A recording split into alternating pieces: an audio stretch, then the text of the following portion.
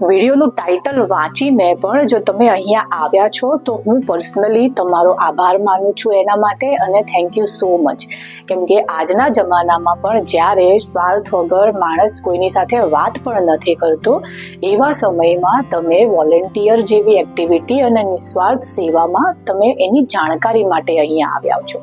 કોઈ પણ માધ્યમથી આવ્યા હો, કોઈ પણ પ્લેટફોર્મથી આવ્યા હો, મારા માટે મહત્વનું એ છે કે આ સ્વાર્થી દુનિયામાં અત્યારે પણ તમારા જેવા લોકો છે જે નિસ્વાર્થ સેવાભાવમાં વિશ્વાસ ધરાવે છે. હું Monali Suthar concept of living charitable trust તરફથી લગભગ છેલ્લા 11 વર્ષથી અમે પોશ અને પોક્સો જેવા ગંભીર વિષયો ઉપર કાર્યરત છીએ. છેલ્લા 7 વર્ષથી કન્ટિન્યુઅસ CSR એક્ટિવિટીઝ અને પ્રોજેક્ટ દ્વારા ઇન્ડિયાના લગભગ 25 સ્ટેટોમાં 2500થી વધારેની ટીમ સાથે પોશ અને પોક્સો જેવા વિષયમાં ફ્રીમાં માહિતી આપવાનું કામ કર્યાના અનુભવ પછી, અને છેલ્લા 6 વર્ષથી હું પોતે કાર્યરત છું પોશ અને પોક્સો બંને વિષયોમાં. ત્યારે આ બધા અનુભવોના નિચોડ રૂપે જો આપણે વાત કરીએ તો વાત એમ થાય છે કે આજે પણ 90% જગ્યાઓ એવી છે કે જ્યાં આગળ આનું પાલન નથી થતું, અને 70થી 80% જગ્યાઓ મહિલાઓ, બાળકો અને એમના આજુબાજુના કામના સ્થળેના લોકો એવા છે કે જેમને આ વિષય ઉપર બિલકુલ જ માહિતી નથી. આપણે જ્યારે પોશની વાત કરતા હોઈએ ત્યારે અત્યારના માહોલ પ્રમાણે જ્યારે આપણે સતત મહિલાઓને આગળ વધવાનો પ્રયત્ન કરવા માંગીએ છીએ, મહિલાઓને વર્કિંગ બનાવવાનો પ્રયત્ન કરવા માંગીએ છીએ, કાર્યક્ષમતામાં મહિલાઓનો ફાળો વધે એ પણ આપણે ઈચ્છીએ છીએ, પણ આવા માહોલમાં જે પુરુષોની માનસિકતા છે, જે પેટ્રિયાર્ટિક માનસિકતા છે, હું એવું નથી કહેતી કે બધા એવા છે, અમારી સાથે પણ કલીગ્સ કામ કરે છે, મારા પણ મેલ મિત્રો છે, ઘણા બધા લોકોને હું અંગતપણે પણ જાણું છું, અને હું બિલકુલ જ એવું નથી માનતી કે દરેક પુરુષ પાત્ર એવું હોય છે. સારા લોકો પણ હોય છે, પણ જ્યારે આપણે આજે દંભી દુનિયામાં રહીએ છીએ ત્યારે સારા અને ખરાબનું લેબલ આઈડેન્ટિફાઈ કઈ રીતના કરીશું? મારી સાથે બાજુમાં ટેબલ ઉપર બેસી અને કામ કરતો વ્યક્તિ બહાર જઈ જ્યારે એકલામાં એને કોઈ સ્ત્રી કે કોઈ બાળક એને મળશે અને ત્યારે એની કામના વાસના ઉપર એ કંટ્રોલ કરી શકશે કે નહીં કરી શકે, એનો નિર્ણય આપણે કઈ રીતના લઈશું? એ તમને ખબર કેમ પડશે કે તમારું બાળક જ્યારે સિક્યોરિટી ગાર્ડના સાથમાં અને તમે સિક્યોરિટીના ભરોસે છો અને તમારું બાળક નીચે રમે છે ત્યારે અંજાન કોઈ દૂધવાળાએ આવીને તમારી બાળક સાથે અડપલા કર્યા, અને એ અડપલા તમારા બાળક માટે આખી જિંદગીના ટ્રોમા બની જાય છે. અને જો તમને એવું લાગતું હોય કે આ બધી બાબતો ઉપર તમને વિશ્વાસ નથી, તો તમે સત્યમેવ જયતે જે આમિર ખાનનો શો આવ્યો હતો એમાં આ એક આખો એપિસોડ છે પોક્સો ઉપર, અને એ શોને આવે વર્ષો થઈ ગયા છે, પણ તમે ફરીથી જો એ શો જોશો તો તમને એવું જ લાગશે કે આજે પણ પરિસ્થિતિમાં કંઈ બહુ સુધાર નથી.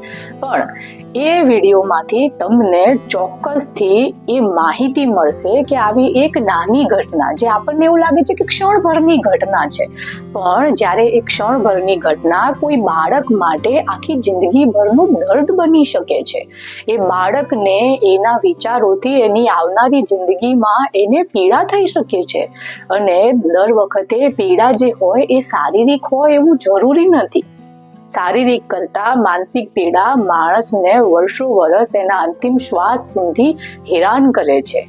એના કાર્યસ્થળ ઉપર, એના ઘરમાં, એના પર્સનલ સંબંધોમાં, દરેક જગ્યાએ. તો તમે ચોક્કસથી જોજો. તમે અહીંયા સુધી મને સાંભળી અને આવા પોશ અને પોક્સો જેવા વિષયમાં જ્યારે લોકો વાત કરવા પણ નથી માંગતા. મારા પર્સનલ એવા અનુભવ છે, સારી ઓર્ગેનાઇઝેશન અને સારી જગ્યાઓએ જઈને જ્યારે આપણે ફ્રી સેશન માટે પણ એમને રિક્વેસ્ટ કરતા હોઈએ છીએ ત્યારે પણ સત્તાધીશો આવા સેશન કરાવવાનું ટાળે છે, અને ઘણા લોકો તો અપફ્રન્ટ આપણને એવો પણ જવાબ આપે છે કે જવા દો ને મેડમ, આ બધું કરીને શું કામ વધારે માહિતી આપવાની, અત્યારે બધું ચાલે છે. પણ આપણે એ વિષયમાં એવી રીતના સમજવું પડશે કે આ કોઈ જવાબદારી નથી, આ દરેક માટે એક નૈતિક જાગૃતતા છે. તમારે આવા કેસો બને નહીં એના માટે તમે મહિલાઓને માહિતી નહીં આપો, પણ એ માહિતી ન આપવાથી જે મહિલાઓ સાથે આવી ઘટના બનતી હશે અને એ તમારી કંપની છોડીને ચાલ્યા જતા હશે, વર્ષો જૂના એમ્પ્લોય પણ ચાલ્યા જાય છે, કેમ કે રોજે રોજ કામના સ્થળે આવી વસ્તુઓને ડીલ કરવી આસાન નથી હોતી. કેમ કે માણસ જેટલો સમય ઘરે વિતાવે છે એનાથી વધારે સમય 8 થી 10 કલાક દિવસના એક્ટિવ કલાક એ કંપનીમાં વિતાવે છે, ઓર્ગેનાઇઝેશનમાં વિતાવે છે. એ એમનું સેકન્ડ ઘર જેવું હોય છે. હું ફરીથી રિપીટ કરું છું કે દરેક વ્યક્તિ એવા હોય એવું હું માનતી નથી, હું પર્સનલી પણ નથી માનતી, પણ તમે એવા વ્યક્તિને ઓળખશો કઈ રીતના એ તો શક્ય નથી ને. કોઈ માણસના મોઢા ઉપર તો લખેલું હોતું નથી. તમે પોક્સોના જૂના કેસો ઉઠાવી અને એના આવેલા ફાઇનલ ડિસિઝન્સ ઉપર તમે નજર નાખો તો 70% કેસોમાં પોક્સોમાં જે ઘટનાને અંજામ આપનાર જે વ્યક્તિ હોય છે એ કોઈ પોતાનું જ હોય છે, જાણીતું જ હોય છે. દાદા, મામા, કાકા, તમારા ઘરે રેગ્યુલર આવતા સફાઈવાળા, સિક્યોરિટી ગાર્ડ હોય છે. એનો મતલબ હું બિલકુલ જ એવું નથી કહેતી કે દરેક વ્યક્તિ એવું હોય છે, પણ તમે પહેચાનશો કેમ? એના માટે આપણે બાળકોને સુરક્ષિત કરવાની જરૂર છે. આજે જ્યારે ટેકનોલોજી 5-7 વર્ષના બાળકોને તમારા કરતાં પણ વધારે સમય એનો લઈ લે છે, તમને નથી ખબર તમારા બાળકનું બૌદ્ધિક અને માનસિક લેવલ કઈ જગ્યાએ છે. આજે 12 સુરતનો કિસ્સો તમે સાંભળ્યો હોય તો મને એક્ઝેક્ટ ઉંમર નથી ખબર, પણ એક સ્કૂલના ટીચર દ્વારા એક બાળકનું અપહરણ કરી અને એમને સાથે સેક્સ્યુઅલ સંબંધો બાંધવામાં આવ્યા હતા અને નાબાલિગ હતું બાળક, એટલે 18 થી તો ઓછું જ હશે. જ્યારે આવી ઘટના બને તો બાળકોને સેફ ટચ, અનસેફ ટચની માહિતી કોણ આપશે? એમને સમજાવશે કોણ? અને એની સાથે વધારે ઇમ્પોર્ટન્ટ એ છે કે શું being a parents, being a mother, આપણને ખબર છે કે આપણે આપણા સંતાન સાથે કઈ રીતના વાત કરીશું? આવા જ આશયથી આવી જ એક્ટિવિટીઝને આગળ વધારવા માટે અમારે વોલેન્ટિયર ટીમની જરૂર છે. કેમ કે છેલ્લા 7 વર્ષથી પ્રોજેક્ટ ચલાયા પછી અને 5 as a head of operation 5 વર્ષ આપ્યા પછી અને 2500 થી વધારે ટ્રેનર્સ જે હાઈલી ક્વોલિફાઈડ છે, જેમનું ઇંગ્લિશ કોમ્યુનિકેશન અફલાતૂન છે, એ લોકો એમના કરિયરમાં ઓલરેડી બહુ સારા સ્થાને છે, તો પણ એટલા બધા ટ્રેનરો રિક્રુટ કર્યા પછી પણ જે ફ્રીના સેશન કરાવવાની જે એક્સપેક્ટેશન્સ હોય છે એની સામે એ પૂરી નથી થતી. કેમ કે આટલા હાઈલી ક્વોલિફાઈડ લોકો હોવા છતાં પણ એમને એક ફ્રીનું સેશન ઓર્ગેનાઇઝ કરતા પણ તકલીફ પડે છે. અને એનું કારણ છે ગ્રાઉન્ડ રિયાલિટી, કે લોકો આજે પણ આવા વિષયો ઉપર વાત કરવા નથી માંગતા. તમે ઓનલાઈન જઈ અને ગોવિંદા અને સુનીતાના સંબંધોમાં શું થાય છે એના વિડીયોઝ મમ્મીઓ ઘરે બેસીને જોશે, પણ આપણે જ્યારે એમને એવું કહીએ કે તમે તમારા સબસ્ક્રિપ્શનના પૈસા બચાવી તમે 99 કે 499નો એક કોર્સ તમે અટેન્ડ કરો, એમાં પોક્સોની માહિતી તમને મળે, સાથે તમને બધી જ પ્રકારની કોમ્યુનિકેશનની સ્કિલ્સ એમાં મળી શકે છે, ત્યારે આવી વસ્તુઓને પ્રમોટ કરવામાં અને લોકો સુધી પહોંચાડવામાં તકલીફ પડે છે. એ પણ એટલી જ હકીકતની વાત છે. ત્યારે આજે સતત વાયરલ થવાની રેસ લાગી છે અને આપણા મગજ એટલા બધા ડોપામાઇન, એ પણ ઇન્સ્ટન્ટ ડોપામાઇન, હમણાં જ મજા આવવી જોઈએ, એવામાં ખોવાયેલા છીએ. ત્યારે એવી કોઈ વસ્તુમાં ધ્યાન આપવું જેમાં તમે નિસ્વાર્થ ભાવે બીજા માટે કંઈક કરી શકો છો, તમારી પાસે એ મોકો છે કંઈક કરવાનો, અને એની સાથે એમાં જે ખુશી મળશે એ તમારી મેન્ટલ હેલ્થને બેટર બનાવી જ શકે છે. અને જે પણ લોકો અમારી સાથે વોલેન્ટિયર એક્ટિવિટીમાં જોડાય છે એમના માટે મેન્ટલ વેલનેસના એમ્પ્લોઈઝનું સેશન અટેન્ડ કરવું મેન્ડેટરી છે. એ લોકોએ પહેલાં એમનું સ્તર ચેક કરવું બહુ જ જરૂરી છે. કેમ કે હું પોતે છેલ્લા 11 વર્ષથી આ સબ્જેક્ટમાં કામ પણ કરું છું, એક્ટ આયા પહેલાથી કામ કરું છું, એક્ટ આયા પછી પણ કામ કરું છું, અને હું પોતે પણ સૌથી વધારે ઇન્ટરેસ્ટ આ જ વિષયમાં ધરાવું છું.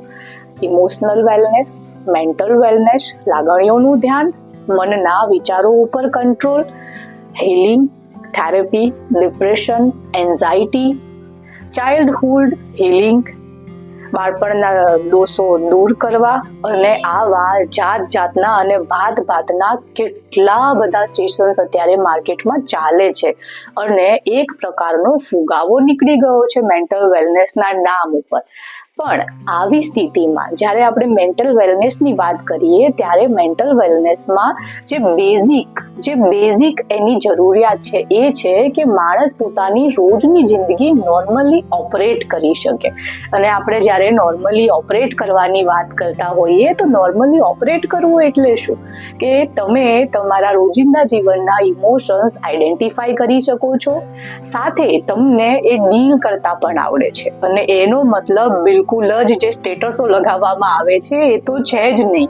માફ કરવું, ક્ષમાએ ઉત્તમ ગુણ છે, પણ આ બધી વસ્તુઓ છતાં જ્યારે રોજની જિંદગીમાં ઘટના બને ત્યારે આપણે એવા ડિસિઝન્સ નથી લઈ શકતા અને એ બહુ જ નગ્ન હકીકત છે.